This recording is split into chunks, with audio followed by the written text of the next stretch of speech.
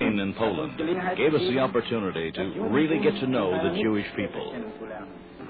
Nearly 4 million Jews live here in Poland, but they won't be found among the rural population, nor have they suffered from the chaos of war as has the native Poles. They set it out indifferently in the gloomy streets of the Polish ghetto. Yet within an hour after the German occupation, they were back in business. We Germans had a look at the Polish ghetto 25 years ago. This time our eyes are sharpened by our experience in the last few decades. Unlike in 1914, we no longer see just the most grotesque and comical of these questionable ghetto figures. This time we recognize that there's a plague here. A plague that threatens the health of the Aryan peoples. Richard Wagner once said, "The Jew is the demon behind the corruption of mankind." And these pictures prove it. Jewish home life reveals remarkable lack of creative ability to civilize. In plain language, Jewish dwellings are filthy and neglected. These Jews aren't at all poor. After decades of business, they've hoarded enough to acquire decent, comfortable homes. But they live for generations in the same dirty and bug-ridden dwellings.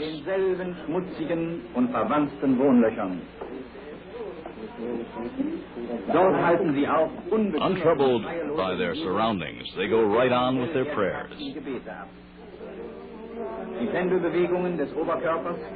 The bobbing motion is part of the ritual for Now then, I'm God. This is my throne, see? All around me are the cherubim, seraphim, continually crying, holy, holy, holy, the angels, archangels, that sort of thing.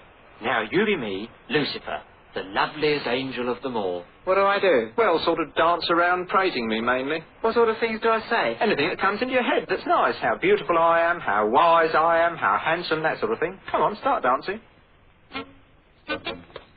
You're wise, you're beautiful, you're handsome. Thank you very much.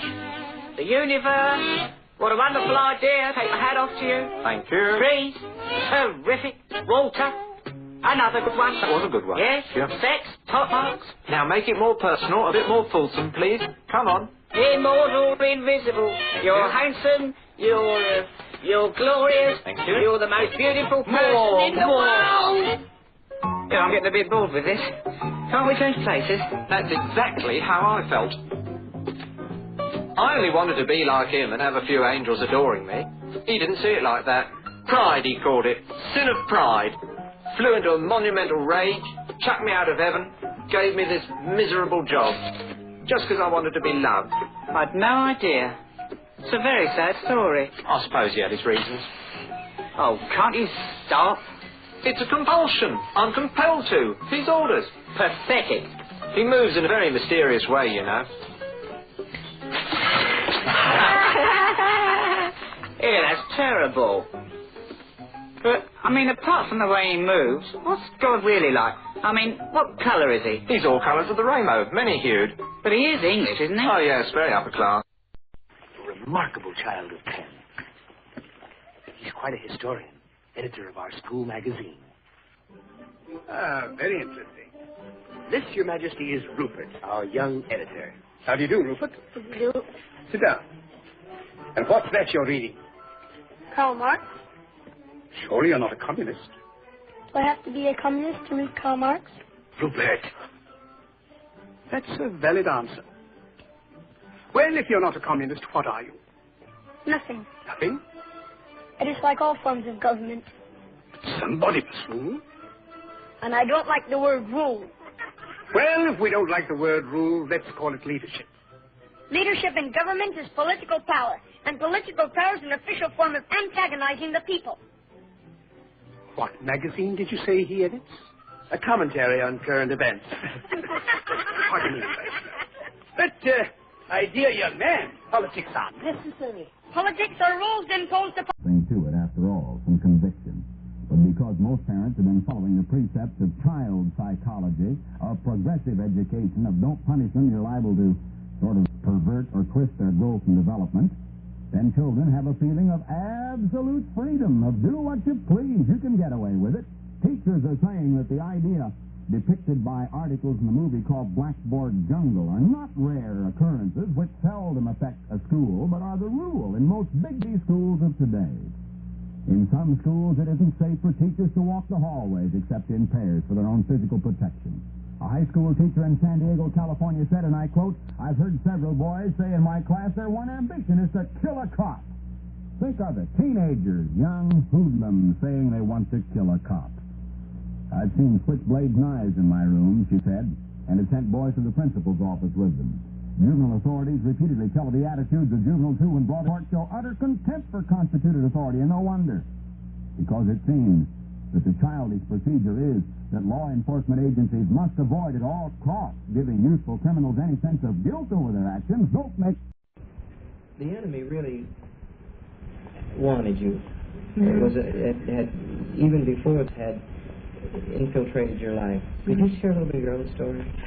Well, the beginning of the story really begins when Dave and I were engaged. We engaged in premarital sex, and I became pregnant, and then we eventually had an abortion, and that's when abortion was illegal, and the Lord revealed today when we were at a prayer meeting, we were praying and fasting, coming against abortion, that Dave and I had murdered our first child, and he said, "This is when you had given your lives over to Satan." For in Ephesians says, it says, "Do not give the enemy a foothold," and this is when we opened our lives up into the hands of Satan.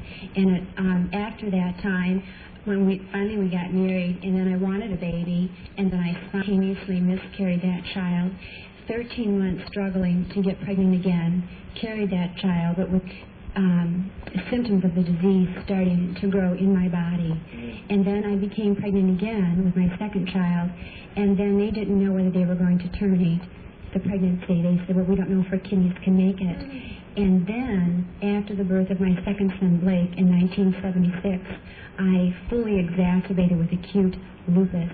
And at this time, I experienced kidney failure.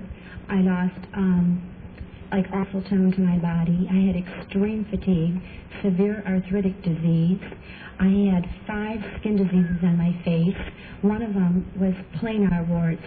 My face was so covered with warts, to say that I had 50 warts on one eyelid would not be exaggerating, and they were so dense that they overlapped in areas. The 4 other skin diseases, Dave was taking me to various doctors, finally to Ann Arbor, and they didn't even know what to name them. And I was putting creams and salves and everything on, trying to treat them, and finally more reactions. I had lost almost all of my hair. I didn't go completely bald, but I lost almost all of it. It was beginning to stink every day, more and more hair. Eyebrows gone, eyelashes gone. I grew a downy-like beard and mustache. I had hair all over my chest, my arms, my back, my legs. You must have felt like Job. It was really hard. It was a living hell. It really was, and I was going mentally. I had high blood pressure, excruciating headaches. They didn't even know what would be left of my brain after it was over with, whether I'd be able to think or function. Dave, as a doctor, you knew what was coming. Kind of sitting back, at first I have to admit I gave my wife a very hard time. When she first turned her life over to Jesus, she'd be in front of the television and she would be praying and lifting her hands up, and I thought, oh boy, she's just completely lost her marbles now, and she'll never be the same again. She wasn't the same again, as it turns out, thank God. But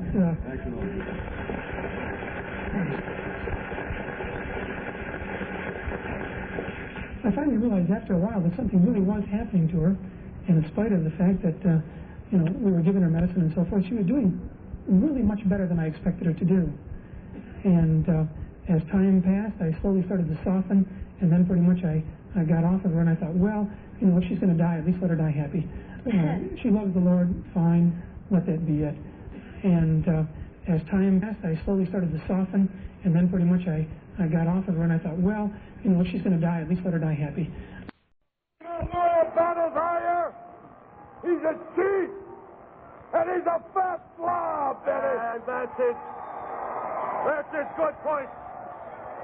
That's the 3 good things about him. I know one way to get Lou a Battle goat, Daddy. Because me and Johnny's been with him since 1970, baby. 1970, Daddy, he's been cutting our purse. 30%. And all you got to do, people, is say, crazy Lou Albano. Not Captain, crazy, baby. Lou's crazy, Daddy. Lou was crazy, brother.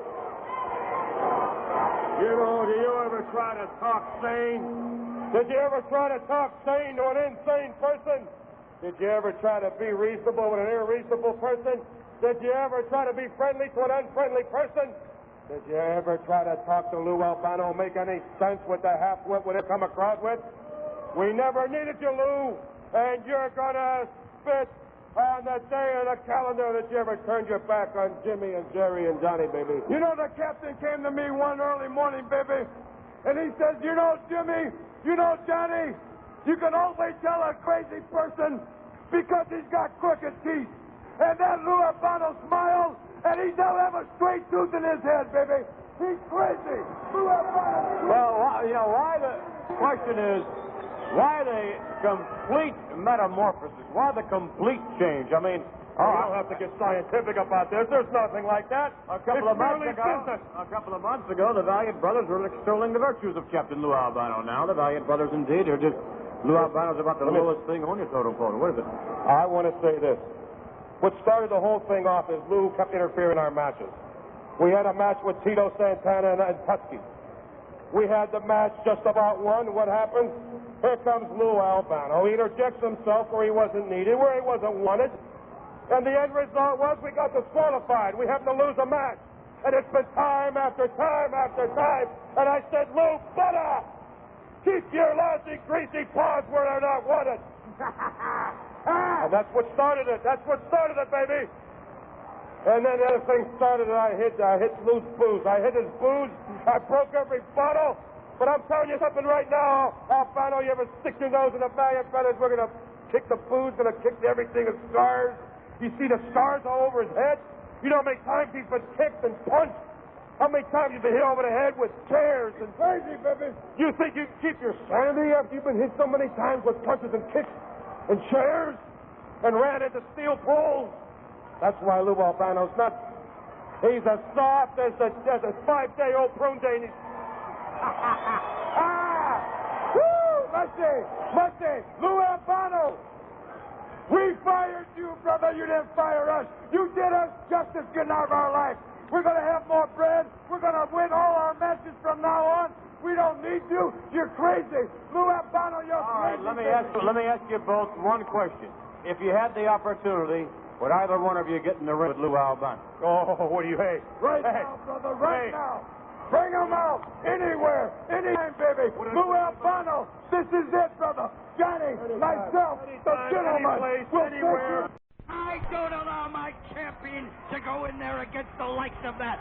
Anytime he wants a piece of Pat Patterson, let him sign for a match in the arena. I am not permitting my champion to go back in the ring with that savage, foul-smelling animal. I don't want you to think, or anybody else around here to think, that I'm chicken or yellow. I'm not afraid of anybody. I'll tell you why. Because as far as I'm concerned, the match is over with, and I beat that lousy bum. Should I go in there and waste my time and my energy to prove something? I proved it right here. The new Intercontinental Champion. 2 championships in 1 month. So that's not bad, isn't it? It's not too bad, isn't it? Now, should I go in there and waste my time against a punk like him? That is not true, and you know it's not true. The only thing we weren't up for, I timed it and I counted.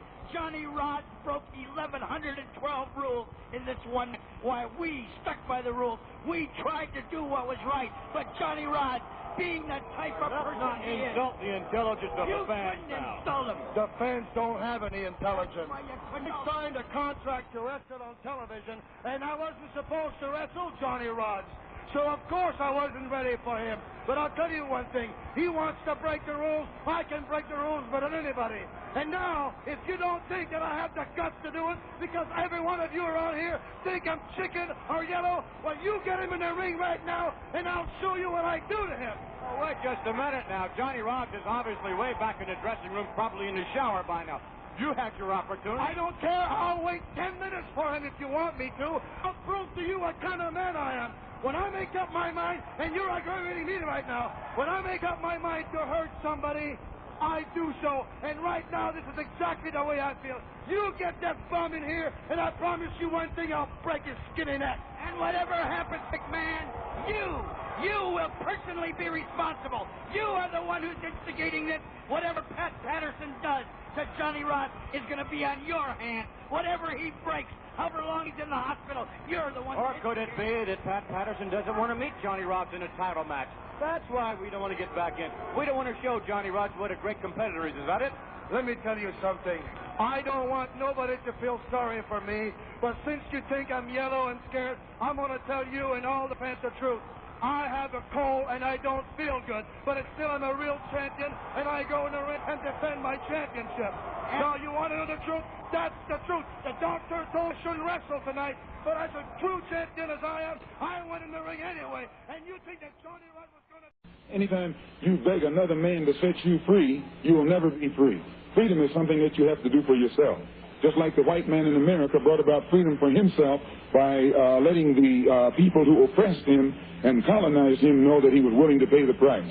And until the American Negro lets the white man know that we are really ready and willing to pay the price that is necessary for freedom, our people will always be walking around here second-class citizens, or what you call 20th century slaves. What price are you talking about, sir? The price of freedom is death.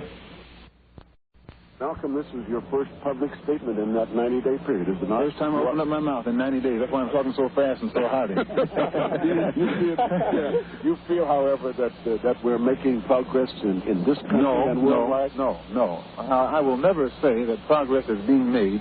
If you stick a knife in my back 9 inches and pull it out 6 inches, there's no progress. You pull it all the way out, that's not progress. The progress is healing the wound that the blow made. And they haven't even begun to pull the knife out, much less try and heal the wound. They won't even admit the knife is there. That war. Sometimes I sit at my home and I wonder to myself, how did I do? Did you ever have a serious accident at the Little Grove? Yes, I sprained my ankle. You sprained your ankle? Yeah, fractured my head. Fractured? Cut my head open a couple of times. How did you do that? Slipped in some water or got in a couple of fights. Go down. Just whip it up. No, you don't have to. Just tell them we'll come down and do it. Be groovy, right? Yeah, either be groovy or leave, man. You don't have to be groovy for me. Be groovy for anybody who you want to be groovy for. There's a gentleman here inquiring about a class. Okay. Right. Let's get down people go, man. And there's a lot of people can stay, man. Whoever did that class. Oh, man. No, we got somebody, sir. Okay. We'll find out who did it. And we did it with hey, I'm sorry about it. I used to wear a cowboy hat like Jack, right? I got a record of using Jacks. I had one called the Cowboys. The Cowboys and also the Ramblin' Boys and the Cowboys. I just wanted to equip each so, man. I just didn't want the glass to hurt anybody. Huh? I just didn't want the glass to hurt anybody. Yeah. Listen, man. Why don't we get together and I'll turn you onto some things. Okay. Are there any poets like Allen Ginsberg around, man? No, nothing like that. Dominic Bean. Yeah. I don't want to hear nobody like Dominic Bean, man. Private lives of people here are infinitely wilder than they would appear to be on the surface, in the open. Is that indeed why there is wildness in the characters of the plays you've written about yourself? Yes, I like to show the surface of their lives and then to show what's back of the surface, that makes an interesting contrast. Maybe that's why people everywhere can relate to your characters, no matter where they come from. I hope they can. I've never understood it, because I think of myself as being a very, very peculiar and eccentric person. And I don't see how the majority of people could relate at all to the people I create. Maybe it's the eccentric in each individual. public seat. You think other people are as eccentric as me?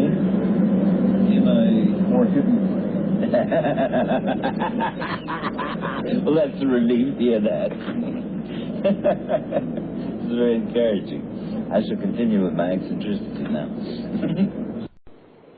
That's what your dad always used to say. You hang on. You wait and see. It'll all come crashing down. And our Morgan will live to see it. See what, Ma? Oh, Morgan, the revolution. Yeah, I'll take the flowers. You sit down and have a rest. Your dad used to love coming here.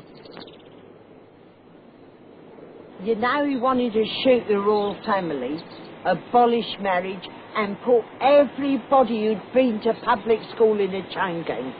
Yes, he was an idealist, your dad was. Yeah, I remember. I say, read the inscription, Morgan, it's beautiful. You know it, Ma. Now read it. Philosophers have tried to understand the world. Our problem, however, is to change it. That's very true, Morgan.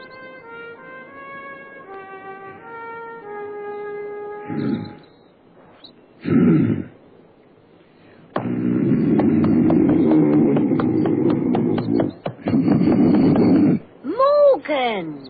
It's disrespectful. Is it? Sorry, Ma. No offence in that. You have grown into a peculiar sort of a fella, Morgan. Oh, boy. You're not happy, are you, son? Not without Leonie. I want to see a psychiatrist yesterday. Go on, you never. Yeah, that's what I need. Specialist in mental troubles. What's he say? Says I'm a suitable case for treatment. What sort of treatment? Electric shock and that? No, you just lie on a couch all day and say whatever comes into your head. Oh, well, let's hope he makes a man of you. Yeah, let's hope so. Oh, boy. I'll never get any... For how many years have you been taking snuff? Ever since I was 16. Why do you take it? Because it's good for the eyesight. You think it's a good habit, do you? Yes, for the eyesight. I went stone blind once, and I couldn't see my mother or nobody, and I got home the best way I could from Mill, and after that, Mother said, you stop on the sofa, and I'll get you something that will bring your eyesight back. I never believed her.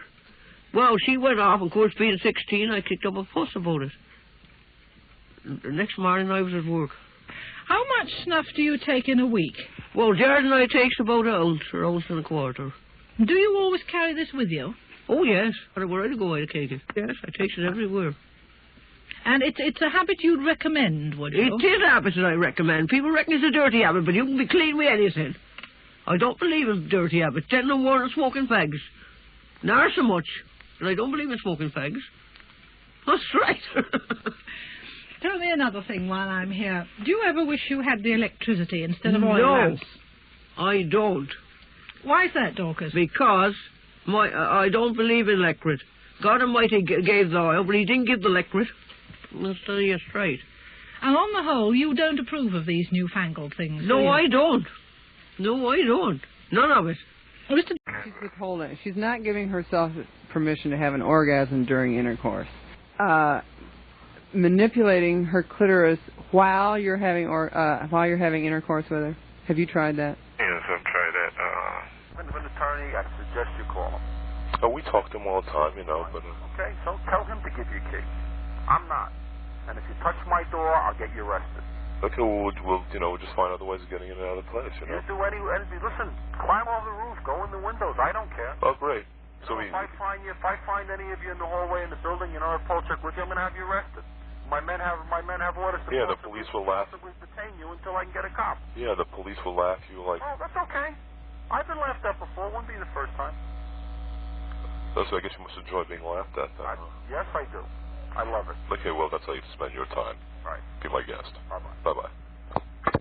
My name is here. Is this Mark Simone? Yeah, what do you want to ask? Mark Simone, you made a statement on the air that the Come Fly With Me was on Autumn in New York was not recorded with the bass band. No? Well, who? No, you misunderstood the question. He asked if Sinatra recorded Autumn in New York with a Basie band. Oh, I heard you say that it was... I know, and you heard incorrectly. Oh, I'm sorry. All right. Have the album... Well, don't let it happen again. It's a capital record. Yeah, with Billy May. I know, Billy May, but that had nothing to do with what we were talking about before. 5:30. Vancouver, Washington, for Phil Donahue. Go ahead, please. Yeah, Mr. Lamb, why do you have this man on your program? Are you going to have maybe a second-rate talk show host on? This man is nothing. Why not have him on? Why do you intend to have any other talk show person on? Well, we've had a lot of people involved in the media, a lot of people covering the White House. I'm very disappointed, sir. You have a question for Mr. Donahue? Oh, thank you. Can I ask him a question? Sure, go ahead if you'll answer. No, he's gone. What's your reaction to a call like that? Well, I obviously have said something he didn't like, and I just think it's too bad that he's not able to verbalize what bothers him. I do it all the time. It's very American. And he should. I wish he would take advantage of the opportunity. Maybe he has a point. Knoxville, Tennessee. Go ahead, please. Brian, my comments will go kind of along with the magazine article, and I will try to say what I have to say real fast. Please don't cut me off. Mr. Donahue, I really appreciate this opportunity to speak to you. Since your show is syndicated, the average American can't call your show. It is my opinion, and the opinion of my family, that you are a liberal way out in left field who fawns all over the likes of Shirley MacLaine and Jane Fonda, Vladimir Posner, and their ilk, and you use your radical views to promote every deviant lifestyle as acceptable. I have seen you marching and attending the gay rights events, also the ERA feminists. You take advantage of every occasion to trash religion, traditional family values, President Reagan from the beginning to the present. Caller, do you have a question for Mr. Donahue? From homes where they believe that premarital and extramarital sex are wrong, have the same rights as the atheists. Certainly. They have the right to be in a classroom where their morals are not downgraded and harassed and ridiculed, and where it's pretended that they're some obsolete generation. Furthermore, let me point out, Pat, that the schools are teaching that something is wrong. They are teaching that it's wrong to have a baby, and that any type of sex is okay so long as it doesn't produce a baby. There is no constitutional difference between teaching that it's wrong to have a baby and teaching that it's wrong to engage in premarital sex. Well, I know as a young man, I'm a grandfather now, but I wasn't always one, and as a 17, 16-year-old, the maximum sex urge is running through a young boy, and you give him pictures of frontal nudity, you give him pictures of couples copulating, and that's what they've got here, plus homosexual and lesbian relationship with pictures and the whole thing. That is going to, just send his juices coursing through him, and he's going to be out looking for sex partners as fast as he can. I mean, that stimulates sexual activity. Of course it does, and let me tell you, in addition to that, what it does to the girls. It absolutely shreds the girls of their natural modesty, which is nature's defense that helps her to keep her health and her virginity. And the whole idea of discussing all these sexual acts and behavior and devices in the classroom and then saying anything's okay that makes you feel comfortable and that doesn't produce a baby is just so horrendous. It's just so wrong. And makes no difference whether the school establishment tells you it's okay, or Dr. Cooke tells you it's okay, or even that the majority of parents say they want it. I maintain that the child who comes from a good home has got the right to be in the classroom and not to have to put up with this type of embarrassing, degrading, humiliating, ridiculing discussion about behavior that he believes is morally wrong. Studied upon by some of our leading psychiatrists. Dr. Mullen, head of the Department of Psychiatry, studied upon her. Claims she had less intelligence, less brains than that of a chimpanzee. But let me paint you a word picture of her. just as you're going to see her in there tonight. She stands about 3.5 feet tall, with long arms that hang way down below the knees, eyes that pop out and glare just like 2 red-hot coals of fire. But the most peculiar thing of all that I think, and I think you'll agree with me, is the shape of the head. The head tapers at the top, just like that of a coconut. Now, she doesn't speak any language, doesn't know any creed, neither walks nor talks, just creeps and crawls. And she spends her lifetime down in that steel-bound cage, down in there now where you would not expect a dog to live for an hour. She was found by a Dr. Carter and leased to us by the Smithsonian Institution of Washington, D.C. Dr. Carter heard the strange tale of some fanatic natives in the center of a deep, dark cave who claimed... Castro, you bearded fag. I'd like to chase you down the main street of Havana in my F4. Into Gaul. God, why do you put so many drugs in the world at the same time? Kind of peculiar, Aaron. He's just reading his paper. Come on in. When someone tosses that first word and says, you know, oh, your mom's a faggot, and so's your mom, or something like that. What happens if she feels the same way about, I mean, what happens if she becomes pregnant and it becomes a guy? I mean... Again, we would be disappointed, but we would, of course, as you point out, see it as an opportunity to raise a useful citizen. We can't pray, but we can murder them. They can watch filth on television, but they can't pray. They can't read their Bibles. And as long as we catch that baby 5 minutes before birth, we can murder it.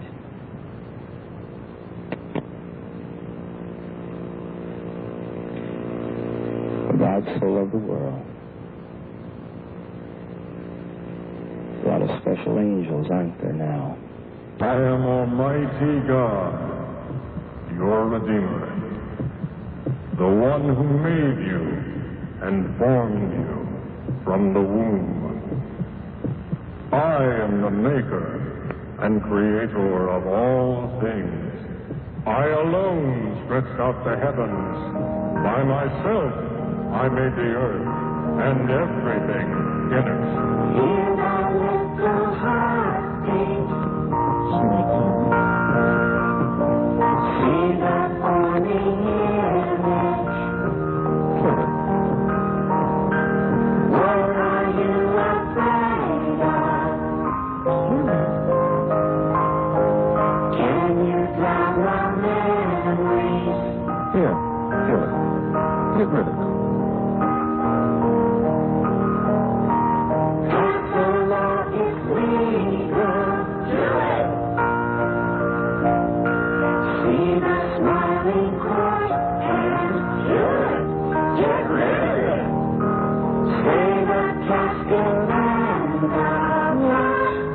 Why not kill it?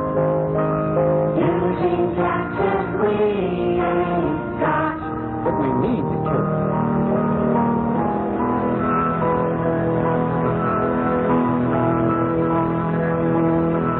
Can you close your eyes at night? Can you go to sleep all night? We've got to get rid of it. Take a pill and then sleep. Kill it.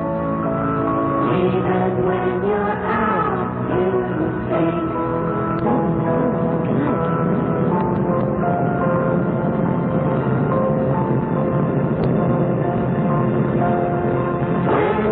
get to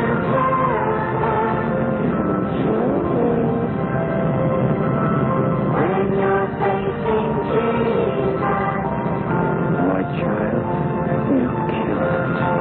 when you stand before your God, Father, I killed it. when you stand to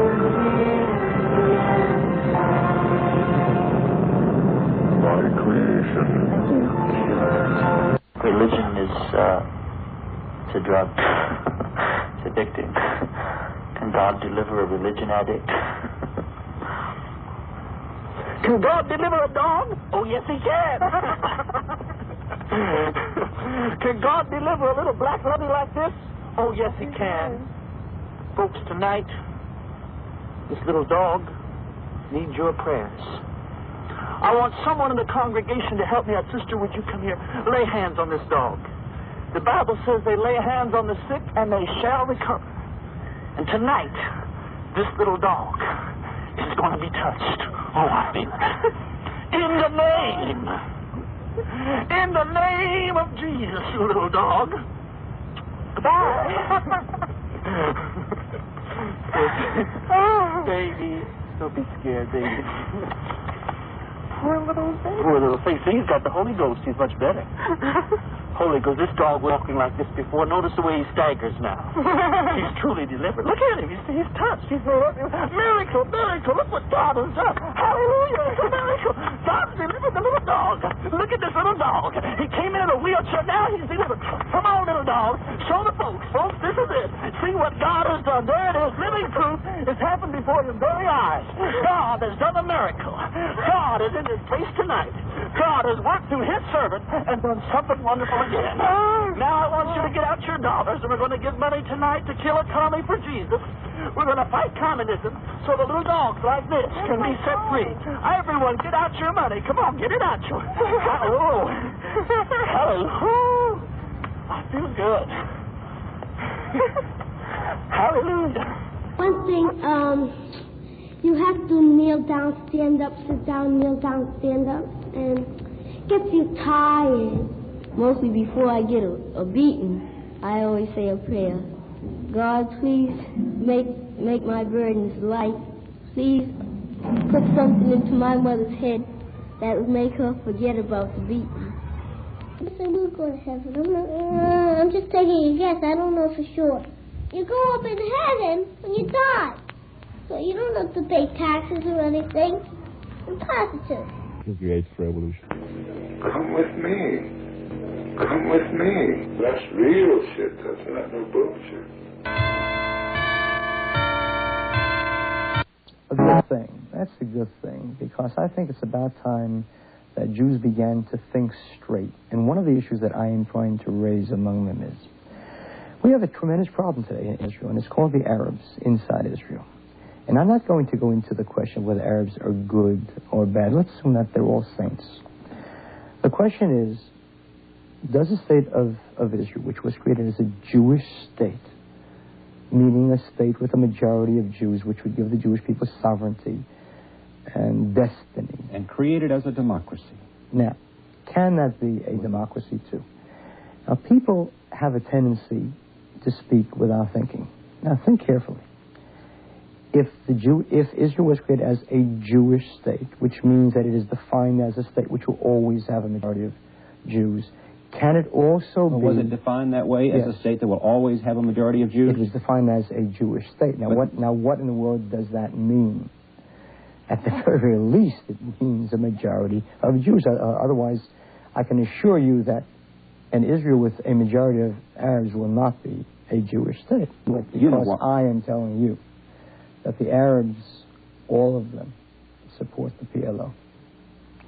Now, if I were the Prime Minister, not one Arab would be hurt, ever, because I would transfer the Arabs out of the land of Israel. And if they did not want to go? Oh, they would go. Well, how do you know they'd go? Because if I were the Prime Minister, they would go. What would you do? I would offer them the option. Those who are ready to leave willingly will receive compensation for their property, which is more than they did for the 700,000 Jews who fled Arab countries. And so the Arabs living on the West Bank said, I'm not go. happy with that. I really want to stay here. Well, then, I am a citizen of Israel, and I want to stay here. I haven't finished the option yet. The option is those who are ready to leave willingly will get compensation. Those who are not ready will be thrown out. This isn't Poland for the Jewish people. And they don't want to go, so how do you throw them out? Not only don't they not want to go, but they don't believe that the Jews have a right to any part of that country. And they're looking forward to that day when they are a majority and through democracy will create a state called Palestine. You think that's the view of all Arabs who live within the confines of Israel or on the West Bank or on Gaza? You have to have contempt for Arabs to believe that there's one Arab who would not rather live in an Arab state than in a Jewish one. I respect the Arab. I understand the Arab. He looks upon all the Jews as thieves. I understand him. And therefore, I know that unlike liberals, you can't buy him. You can buy Cadillacs in this world, and you can buy a condominium, but you can't buy people's national pride. And the Arabs can't be bought. They hate the Jews. They believe that Jews are thieves. I understand them. Do you They're hate the wrong. Arabs? Of course not. I love the Jews. And I don't like people who don't love Jews. And I certainly don't like people who hate Jews. So therefore, because the Arabs want to do away with Israel, either through bullets or babies, and I certainly will not lose my country in either of those ways, I want to save both peoples terrible bloodshed in Northern Ireland, and I want to move the Arabs out. If by age 73, I would take a gun and blow it up Arafat's ass if I could get near him, or any of that ilk. So be it, the peacenik. Screw, baby. Oh, him can't. Him too full of booze. Really? But oh, the universal curse from Cuba to Korea. That bug of bugs that bugs us still and begs for panacea. Oh, who will find the antidote for pentagonorrhea?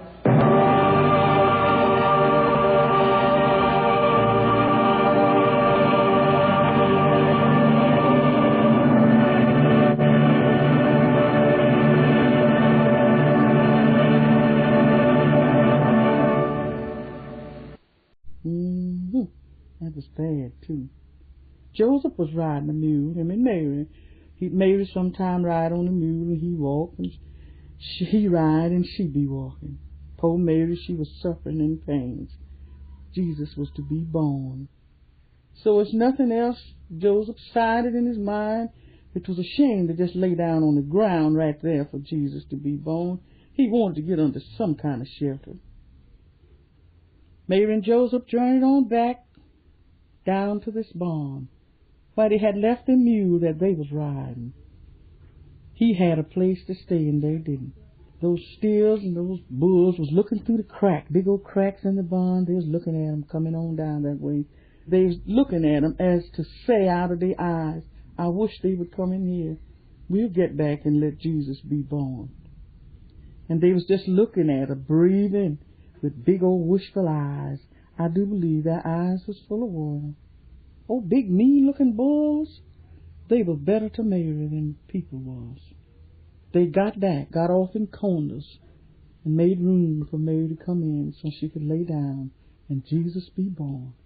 He had to be born in that stable on that nasty old hay, trotted in by those cows and things all night. The oxen got back and let little baby Jesus be born on the hay. And they breathed that warm breath there to keep him warm. He was naked. He didn't have on a thread laying in hay. You know what hay is, don't you, child? He's just laying in the hay. I can remember when I was a child, we had a very, very gentle cow. Her name was Mary. And my older sister used to go out and milk her.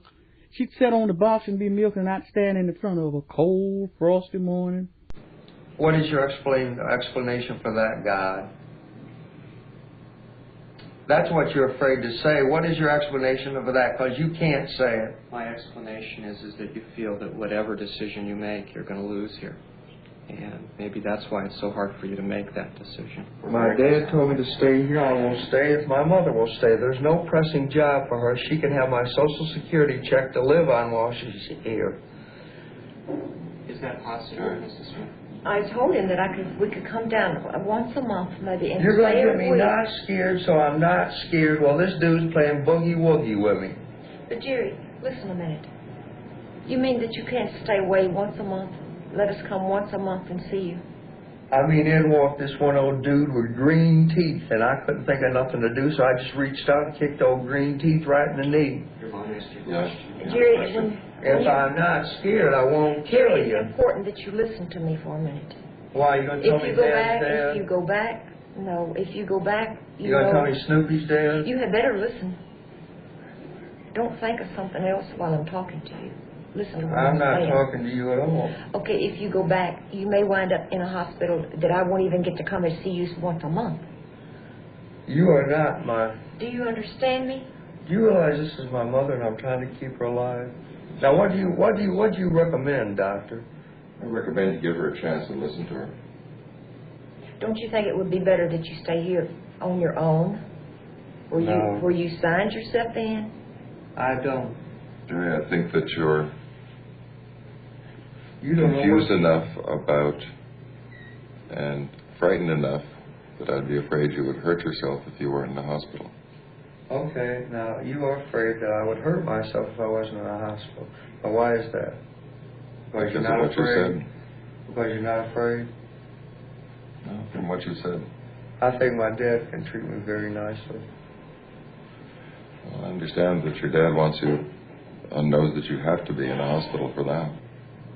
I can't see why you can't stay and participate in on good terms without... Because I was raped going to kindergarten about 5 times. Well, that was a few years Okay, ago. let me give it to you a different way. How long has it been since I dreamed I was there in hillbilly heaven? Or how long has it been since Town Without Pity for rape? Or how long has it been since the man who shot Liberty Valance? My first impression of his family was the one I have in a lot of these cases, and that's that they're like a group of people that have been struck by lightning. Their son has developed a terrible illness, has been through lots of treatment, and has not gotten much better. And they feel devastated by it. To me, it's like their mind is racing like a motor is racing continuously, and I believe it goes on that way, even when they're sleeping, because he carries on like this when he's awake. You know, like I said, talking and gets belligerent. Then he has nightmares when he does go to sleep. So I think his mind is really working the same while they're asleep. I think they're in totally, as he calls it, hell, right, while they're sleeping and awake. If one should say the word hell, because you don't know what it's really like. I know I have made the remark and thought about it a lot of times. I wouldn't have to die to go to it. But then I guess I have to keep telling myself nothing hasn't gotten so bad that it couldn't get worse. And I really and truly believe that. And if I didn't have that to think about, I think I would have been off on the deep end myself. Because it's, sometimes when you go to work, you can't do your work because all you can think about is them. This is a baby picture, the very first one we had made. He was 6 weeks old when that one was made. And then when this one here was made, we had moved to a different location, and at that point his allergies had started real bad. And I would say he was about 2.5 when that one was made. And this one here was made on a Sunday. We might have been getting ready to go to church, I don't remember, and they decided they'd make the picture. He always had the clown with his face. And this one here, his uncle was visiting with us, and they were babysitting with this little girl, and he likes children. And then he decided that he'd gained too much weight, so he'd go on in the crash diet, and he did. And he went from looking like that to looking like this, which wasn't, to me, wasn't a healthy look. And then right after that was when he started going downhill, or what you would say, but that's when his sickness probably started coming to a head at that time. And this picture was made when he was on the police department. You can see, since Jerry's sickness has come out, I can see the sickness in Jerry's face, in his eyes. I can see it. It's in this picture as plain as the picture is green and black. And why they didn't see it or couldn't see it when they were examining him, I'll never know. He didn't just run through an interview which lasted 15 minutes. It was a long, drawn-out thing, more times than one, more days than one. And what I'm trying to say is if they had picked it up then and he had never gotten on the police department, who knows, maybe he would not have gotten as bad as he has. I don't want to be confined to any institution. If you've never been put away by yourself in a place that you're scared and you're terrorized and everything else.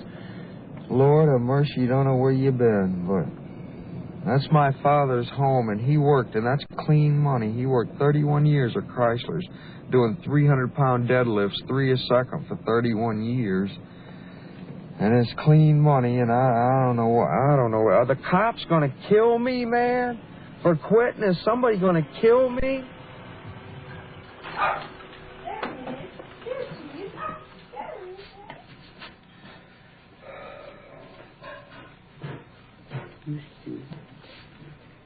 How long did you give your pace for?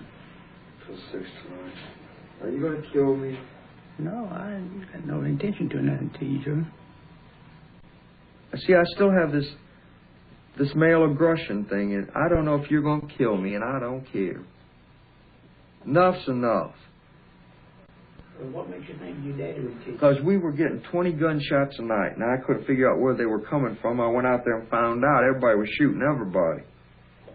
That man, if I wanted him to and said, get up and go to the bedroom and leave me alone, would do it. He is a father complex, but he's not a wishy-washy father complex. He's 68 years old, and he can still kick my ass, even though I can do squats with 2,000 pounds. I don't have any fun at all. The police department was fun. Well, there's a lot of fun out Yeah, there ain't no fun out there killing people, no. Well, no, I ain't for nobody. I've got a certain amount of common sense, too. I am precedent and morals, and whether you believe it or not, you've taught me a lot. But somewhere you lost your love capacity. Why do you want to talk like that? I'm scared of you. Who do I go to? Where do I go? What have I ever done to you? Nothing that you knew you were doing.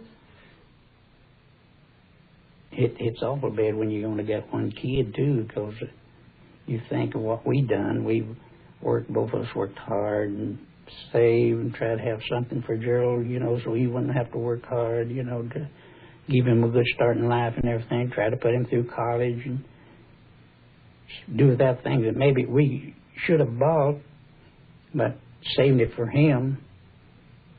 Didn't want him to work like we were raised on a farm, you see, and I didn't want him to work hard. We loved the boy, and we done everything we could for him. Still do. But as far as having any hope, I don't know. I just hope the people and the public can understand what this is all about, because what we're doing, I hope it helps the public. It may not help us, may not help Gerald. I certainly hope it helps somebody. It certainly won't do him no harm, would it? That's the way we feel about it. What do you drink? What do you eat? Do you realize that I have a monopoly over the coffee industry? Okay, and so that's the problem, isn't it? That's the complaint, right? Well, I have kryptonite in me. You know what that is, don't you? Kryptonite? And, so if I have kryptonite in me and I drink coffee and soda, and no one else knows what to eat. I mean, do they have raw eggs? Do they have raw eggs? Do you eat raw eggs? When I was pregnant, I think boys get pregnant and girls don't. Yeah, it's true. But I ate raw eggs, but, do you eat raw eggs? No, what do you eat and drink? That's the big problem? Do you know what to keep you sane by? Is that a complaint? No? Okay.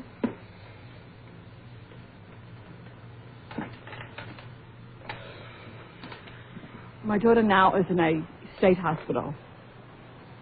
We, like most families, have run out of funds after years of seeking help in all the private facilities. And there certainly is a vast difference between the private facility and the state hospital. These are not hospitals. These are institutions, some of them very much like prisons. When it comes time to take her back to the hospital. She's, reluctant to go back. And then I say to myself, is it possible? Is it possible that I could keep her home? Harnock shopping. No. And then You I... want to go Harnock shopping? You want to go Harnock shopping? What kind of shopping is it? Harnock shopping. What is that? What is that? No more Harnock? How you get all off? Oh, Heather, is it a soap? Huh? Is Harnock a soap? Harnock is a soap, yeah. Oh, and you want to buy some? Yeah. Is it a special kind of soap? Mm-hmm. Oh, we'll stop on the way. You want to stop and get some? When we go back? We're not going back. Heather, we have to go back, you know that. Well, what? I do nothing. Believe me, I do nothing. Okay? You mean you do nothing where, Heather? Yeah, I do nothing. I don't care. I do nothing. Well, Heather, we're going to have to go back. You know that. I know. Well, we don't have to go back right away. But you're not rough with me. Wait till they come here with the straight jackets, okay? No, Heather, they're not going to do that. If they don't do this, they don't have to go back. Mrs. Deloche and Mrs. Barnes told me in the morning that I am not welcome back. She said, we ain't coming after you. They said that. Well, they shouldn't come after you. We're not going to have them come I do nothing, and that's why I want to do nothing. I know, Heather, but we do have to go back so that you can come here again and stay longer and stay overnight. You know that, Heather. We're going to have to leave, and then you'll come home again, Heather. I'm not going to Washington. Well, just waiting for the paperwork. Did you ever have a complex? A president of the United States complex? I mean, you're retarded. Yeah, I'm retarded. You don't decide, didn't you? You know, does that do nothing? Yeah, I'm retarded. Right? I'm an idiot, a moron. You're not, Heather. You're none of those things, Heather. You're none I'm of a those boss. things. I'm a boss. I'm an orderer, a dictator, you know? You're not retarded, Heather. Could you buy products on the web? We have to go back to Manhattan today? Where do you live in Manhattan? Central Park West. Central Park. Near the Summer Yeah. Yeah? Did you ever wear a dress? Katie Bell was a feminine father of mine. This is the boys' dresses. Oh, just a moment, Doctor. I haven't much time. Matter of fact, I haven't much time myself. Dr. Parsons tells me you're a great hunter. Well, you could hardly expect me to enter your office leading a pack of hounds. I understand you don't like to talk about your health. That's right. Any particular reason why? It's just a boring subject, that's all. Oh, most people love it. I make my living by listening to them. Then I'm afraid you're wasting your time. I'll send you a bill. I'm 23 years old. An only child. I weigh 110 pounds stripped. I've had measles, mumps, and whooping cough, all at the proper ages. I believe I have no congenital weaknesses. Shall I go on? Yes, please. My father drank himself to death. My mother lives in Paris. I take a great deal of exercise. I'm accustomed to a reasonable quantity of tobacco and alcohol. I'm said to have a sense of humor. Is that enough? All the inconsequential facts. Thank you. What are the consequential ones? Does that light bother you? Not at all. Do you use your eyes a great deal? I generally keep them open, Doctor. What do you do with yourself down there in Long Island? Oh, horses, dogs, shooting, yachting. Travel, parties, gossip. All the pleasures of the station wagon crowd. You don't think much of that, do you? No, not much. Why not? Just doesn't appeal to me, that's all. Do you condemn everything that doesn't appeal to you? Oh, by no means. You asked for my opinion, I gave it.